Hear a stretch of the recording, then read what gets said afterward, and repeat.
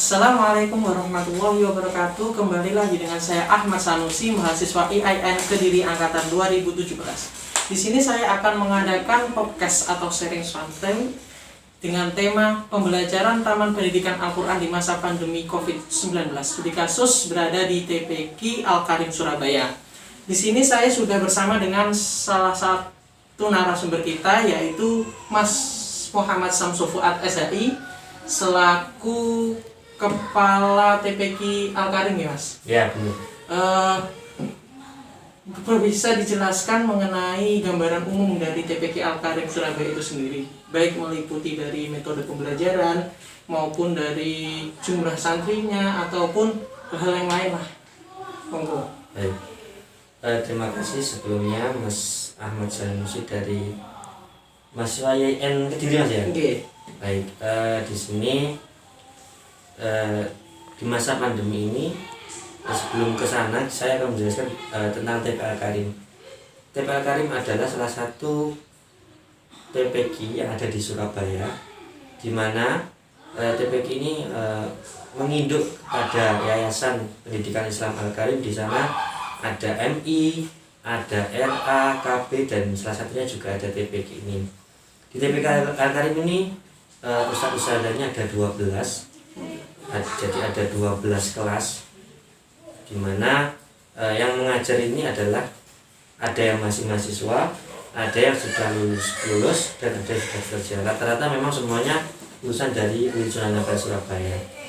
Kemudian untuk yang santrinya itu ada yang dari SDN, ada yang dari MI, jadi semuanya.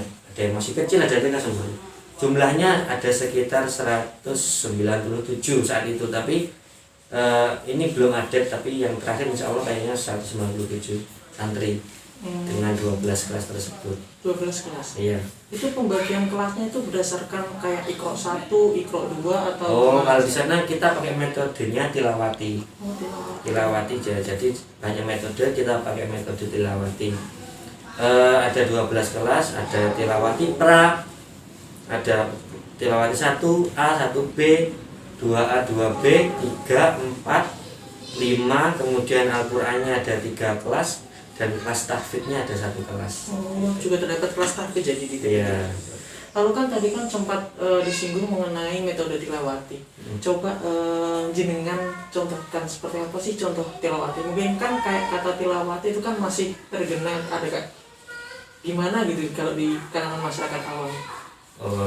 Kalau tilawati biasanya kita pakai lagu ros. Lagu ros itu seperti ini. Contoh, A'udzu billahi minasyaitonir rajim. Bismillahirrahmanirrahim. Alhamdulillahi rabbil alamin. Ar-Rahmanir-Rahim. Ya, supaya lagunya sekelas seperti itu, Mas. Iya. Kalau masnya pengen tahu lebih dalam, nanti kita belajar lagi. Nah, iya, siap. Lalu kan di masa-masa sekarang ini seperti masa pandemi COVID-19 ini kan, Iya. kan COVID ini kan tidak hanya menyerang pada sektor ekonomi maupun sektor kesehatan, tapi kan pendidikan kan juga ikut terserang. Sangat seperti banyak kan kalau pendidikan formal kayak MTS, lembaga-lembaga yang formal gitu kan, pendidikannya kan sudah masuk ke era online, daring seperti itu. Lalu bagaimana sih sistem pembelajaran dari TPQ Al-Karim Surabaya dengan adanya situasi pandemi COVID seperti sekarang ini, Mas? Jelas sangat terdampak ya, Mas. Apalagi TPQ yang notabene itu adalah lembaga non formal. Kalau enak kan kalau TK, kalau MI, SD itu kan sekolah formal, SMP. Jadi rata-rata wali murid itu pasti dia lebih mengutamakan SD, SMP dan sekolah formalnya daripada TPQ. TPQ dia nggak ngaji pun bebas, nggak ada keterikatan. Kalau SD ini kan mereka cari jasa, jadi dia pasti agak semangat di sekolahnya. Tetapi kalau di TPQ, apalagi dengan COVID seperti ini, kita sangat terganggu. Contohnya tentang pembelajarannya ya. Sekarang itu kita pakai daring atau pakai online.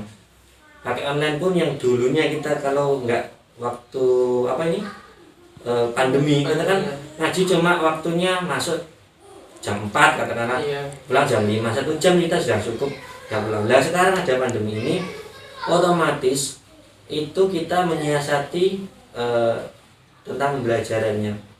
Yang pertama, dia ada yang wali muridnya itu cuma punya HP-nya satu saat ke rumah, dan itu pun dipakai ayahnya atau ibunya untuk kerja. Jadi ketika jam 4 ketika pembelajaran itu dia nggak pegang HP, akhirnya ada yang ngajinya malam, ada yang bahkan ada yang minta pagi kayak gitu. Jadi gurunya harus seluas-luasnya mampu mengatasi hal tersebut. Jadi dari pihak TPK sendiri memfasilitasi seandainya santriwan atau santriwatinya itu bisanya malam, Oh, iya. mau tidak mau ustazahnya harus. Iya Mana seperti sudah. itu, jadi repotnya di situ.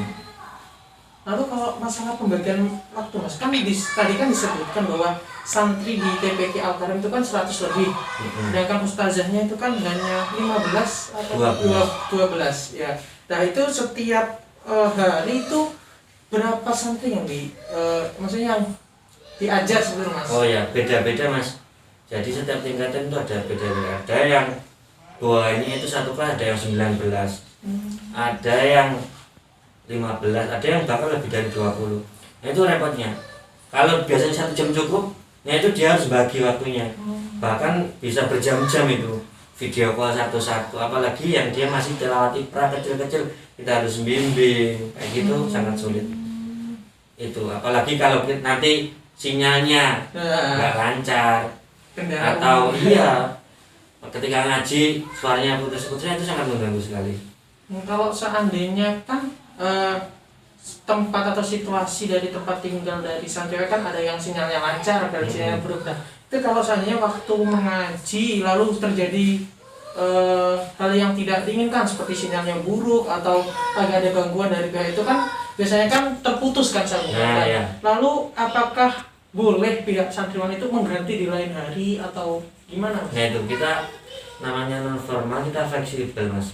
Jadi kita biasanya di luar jam pembelajaran tuh kita janjian antara si santri dengan ustazahnya. Dan kalau kita manggilnya kakak, jadi anak santri itu manggil gurunya itu kita kakak. Oh kakak. Kak Fuad, seperti Kak Vina dan yang lain. Jadi manggilnya kakak di sini. Nah, jadi kita biasanya janjian Bunda Ananda Fahri, biasanya jam berapa kayak gitu. Jadi komunikasi antara pihak ustadz dari TPK Al-Karim dengan santriwan-santriwati itu selalu terjalin setiap hari. Insya Allah. Tetapi ya itu namanya online, ngaji online, dari katakanlah 100 siswa, katakanlah 100 santri ya, itu mungkin 20% atau 30%-nya itu nggak ngikuti, atau dia mungkin malas, satu, mungkin orang tuanya kurang respon, 3 mungkin karena ya mungkin menghemat pulsanya tuh ya nggak tahu lah kita masalahnya apa. Lalu kalau seandainya ada hal seperti itu kayak santri ini kok 3 hari bolos atau tidak mengikuti, bagaimana sih sikap dari pihak TPK? Apakah dia menghubungi, menanyakan atau hal lain seperti Nah apa? ya, jadi untuk kakak-kakak yang mengajar ini, saya istilahnya dia respon untuk menanyai atau WA atau telepon kepada orang tuanya. Oh bunda, kenapa kok Dik Fahri ini nggak ngaji sudah 2 hari? Nah situ. Nah bahkan tapi ya itu ada yang respon menjawab, tapi ada juga yang cuma dibaca tapi nggak respon. Nah itu saya rasa bukan anaknya tetapi orang tuanya yang kurang mendukung. Seperti itu. Tadi kan sudah dibahas mengenai perbedaan sistem pembelajaran saat masa pandemi seperti sekarang ini dengan masa sebelum adanya pandemi seperti sekarang ini.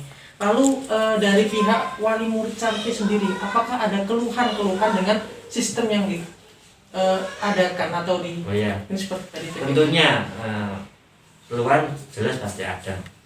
Satu mungkin ya itu tadi, yang paling berdampak itu sinyal mas. Sinyal kadang HP 1 dengan HP 2 itu pasti beda. Rumah yang satu dengan rumah yang lain sinyalnya beda. Bahkan ada yang dia tuh ya ngaji, dia tuh bunyi, tapi dengar oleh kakaknya tuh malu. Nggak dengar suaranya. Jadi dia memang bunyi tapi kita nggak dengar. Kayak itu ada seperti itu. Jadi kayak adiknya satunya itu bicara apa, tapi kan karena ada gangguan sinyal seperti itu ya mas ya. Jadi pihak kakak atau ustazah dari TPK Kadang bukan sinyal tapi HP-nya dia. Oh. Seperti itu ada seperti itu. Jadi ada teknis seperti semacam itu. Kemudian itu Mas, ada lagi kan apalagi TPK itu biasanya kan tentang ini. Mereka itu istilahnya TPK kan non formal. Jadi mereka kadang hari-hari biasa aja untuk ini kaitannya dengan pembayaran. Nah, jadi biasanya ke kita kan harus membayar dengan ustazah setiap bulannya di Syarah. Nah, di situ hari-hari biasa aja ada yang kurang ada yang mungkin membayarnya tidak rutin. Nah, itu apalagi ada pandemi ini. Itu bahkan ada yang tidak membayar. Dia hitung-hitungan. Oh, anakku lo enggak diajarnya mungkin cuma berapa kali. Aku ya enggak bayar. Kayak gitu ada, Mas. Jadi gitu ya. Jadi ibaratnya itu repotnya di situ. Kalau seandainya meskipun sistem pembelajaran yang sudah diterapkan PTP kan berencana untuk melakukan sistem pembelajaran sebaik mungkin meskipun di masa pandemi ini, tapi kalau tidak ada dukungan dari wali murid santri itu ibaratnya tuh kayak ada hal yang tidak bisa gitu Mas ya. Ya intinya kurang maksimal lah. Ya kurang maksimal seperti itu. Lalu kan tadi kan pernah disebutkan bahwa dalam ustazah atau kakak-kakaknya di sini kan kebanyakan dari UIN Surabaya. Semuanya Mas. Oh kebanyakan 12 orangnya. Oh, apakah ada kayak kualifikasi khusus agar dapat membantu mengajar di sini? Kalau kualifikasi khusus tidak ada. Yang jelas dia harus bisa ngaji, bacaannya bagus. Kan sebelum masuk untuk mengajar itu kita tes dulu. Jadi kalau dia bagus ya berarti bisa diterima. Kalau dia ngajinya tidak bagus ya berarti kita tidak terima.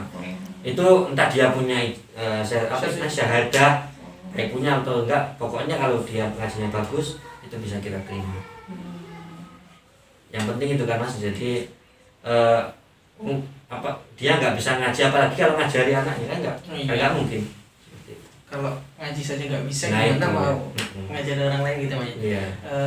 Ya cukup itu aja. Terima kasih atas partisipasi atau kesempatan atau telah meluangkan waktu untuk berada di podcast saya kali ini. Semoga TPK Al-Karim Surabaya itu semakin hari semakin tambah jaya, tambah sejahtera. Amin. Sekian podcast dari saya berserta dengan Mas Safuat selaku dari Kepala TPK Al-Karim. Semoga podcast ini dapat bermanfaat, bisa juga menjadi pandangan bagi TPK-TPK lain yang terdampak oleh pandemi COVID-19 ini. Saya Ahmad Sanusi, terima kasih. Wassalamualaikum warahmatullahi wabarakatuh.